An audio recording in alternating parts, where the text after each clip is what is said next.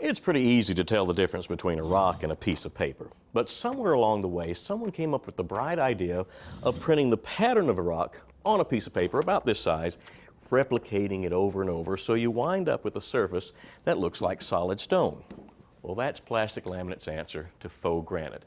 And I've installed a lot of those types of countertops in kitchens, and they really do look nice. The problem is they always fall just short of being truly convincing. Well, you need to look at this new laminate I found. This is Formica's new 180 FX, and it looks like granite. Instead of that repeating square foot pattern, they took a high-definition photograph of a 5-foot slab of granite. So when it's laid out like this, you've got all of this original pattern, the veining throughout. And this isn't your run-of-the-mill rock either. They photographed 9 varieties of Brazilian granite, very rich.